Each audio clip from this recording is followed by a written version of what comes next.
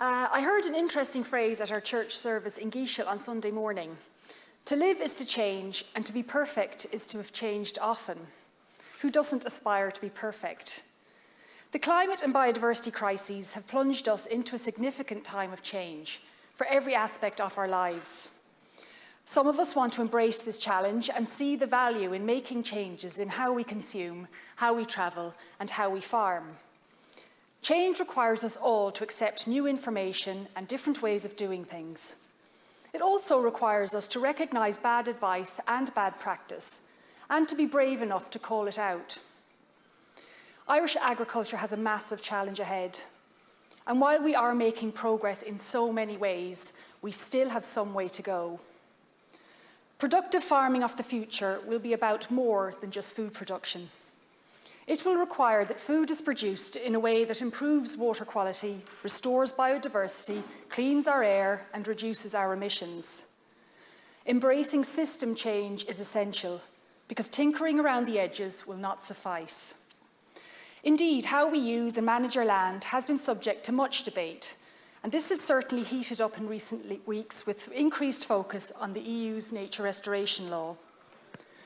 While the law itself is nowhere near complete, and more work is needed on data and maybe on how the emissions factors are arrived at, it has sadly opened up the old fault lines of environmentalists versus farmers, with both camps back in their well-worn trenches and real and meaningful progress stalled yet again.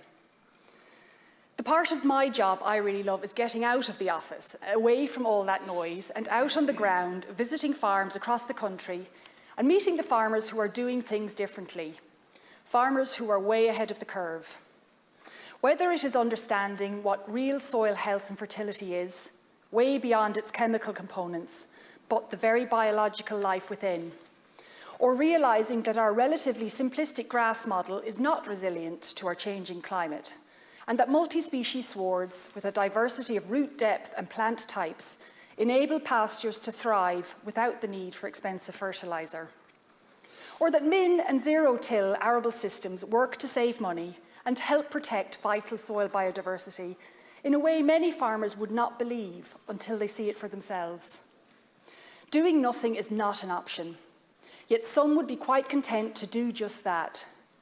You know you are in trouble when mainstream farming publications see going organic as a threat, when farm organisations turn a blind eye to environmental destruction, or when parliamentary parties take advice to scare consumers and farmers that being environmentally responsible will drive up the price of food and the price of land.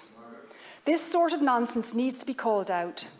So we need less of the divisive exaggeration, less of the scaremongering, and much more of a solutions-focused approach, examples of which we have all over the country.